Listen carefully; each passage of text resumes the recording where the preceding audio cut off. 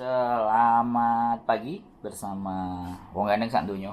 Oke, akhir-akhir ini, belakangan ini orang banyak memperdebatkan tentang masalah bagaimana PSBB, bagaimana kelonggaran di negara kita, dan begitu riuh luar biasa ya, pro kontra, bahkan sampai anggota medis pun ngerasa capek, ngerasa lelah, dan udah bilang terserah karena banyak mall yang dibuka lah apa, kemudian tempat-tempat ibadah juga ditiadakan atau ditutup, tapi kenapa mall lebih dibuka. Kemudian orang udah di pasar dengan menjelang lebaran yang isunya memang beli baju baru dan segala sesuatu ABCD bla bla bla bla, pada faktanya bandara dan semuanya terlihat begitu riuh rame ya kan, di saat semua negara menerapkan sistem lockdown lah ABCD bla bla bla bla. So saya cuma hanya sedikit berpendapat aja ya, mengeluarkan undang-undang apa yang saya pikirkan, bahwa Indonesia itu pada prinsipnya orangnya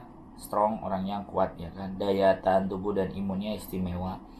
Tapi kembali lagi bahwa kalau kita tahu dan benar-benar paham sebenarnya Copit itu ngapain sih, Copit itu apa sih, Copit itu luar biasa loh, bisa merubah, sekali lagi bisa merubah tatanan, bisa merubah sesuatu habit atau merubah sebuah kebiasaan yang dulunya kita lakukan sekarang tidak kita lakukan, yang dulunya nggak seperti A sekarang jadi seperti B, dulu nggak bisa begini sekarang bisa begini, dulu begitu, dan semuanya luar biasa, bisa dikatakan kayak sebuah drama besar yang berhasil dan sukses, mampu mengobok-obok dan mengolah alih cara berpikir kita dan cara pandangan kita, bahkan bisa juga membuat konfrontasi antara individu yang satu dengan individu yang lain. Ada satu hal yang mau saya sampaikan, bahwa apapun yang akan terjadi di kemudian hari ke depan, kalau masalah sakit kemudian meninggal, yang terkena wabah sampai sekian ribu, berapa ribu lah data bagaimanapun, dan yang jelas data itu secara saya pribadi saya juga gak bisa mengerti, karena data itu sekali lagi diumumkan oleh pemerintah, itu hanya jumlahnya, manusianya kan kita nggak ngerti dan belum sempat mencari data. Tetapi pada prinsipnya, karena mungkin saya tidak tinggal di Indonesia ya kan, saya cuma 1 bulan kemarin pada saat tinggal di Indonesia, dan saya tinggal di Hong Kong. Prosedur penanganan COVID memang ya jauh, saya nggak berbicara itu saya bandingkan ya, saya cuman berpikir bahwa oke, kita masih punya akal sehat, kita masih punya imunitas, kita juga masih punya iman. Jadi kita hanya berpegang itu saja.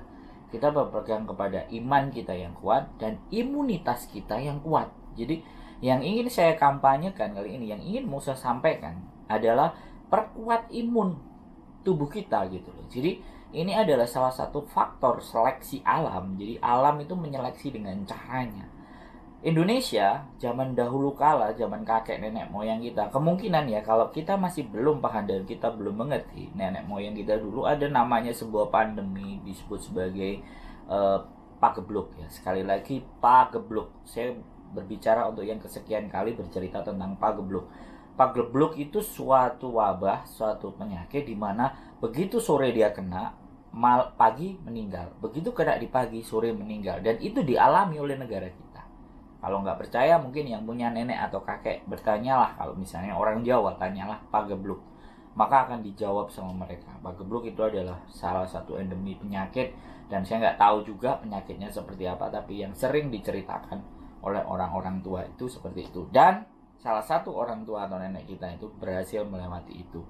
Dan kalau nenek kita berhasil melewati itu, berarti kita terlahir di gen yang kuat, gen yang imunnya kebal. So saya ada satu pesan, dan kemungkinan ini saya bisa katakan sebagai video re-upload, karena yang punya sendiri menyuruh untuk di-re-upload, untuk disampaikan di konten-konten yang lain, agar ketika dia di take down sama YouTube, maka masih banyak orang-orang yang mengambil video ini di sosial medianya. Kalau kita mau perhatikan, bisa kita simak dalam berikut ini. Kita lakukan sebagai rakyat. Pertama, yakinkan diri Anda sendiri, COVID-19 tak seseram propagandanya. Sakit pernapasan yang mematikan itu nyata, tapi belum tentu karena COVID. Ada 4.824 orang mati tiap hari di Indonesia, tapi tidak dibesar-besarkan oleh media. Dari 500 orang yang mati di Indonesia, hanya 1 orang yang katanya karena COVID. Itu pun berdasarkan alat tes yang kambing dan pepaya pun terinfeksi COVID. Dasar ilmiah keberadaan COVID adalah 75% urutan genetiknya sama dengan SARS. Padahal ikan zebra DNA-nya 80% sama dengan manusia.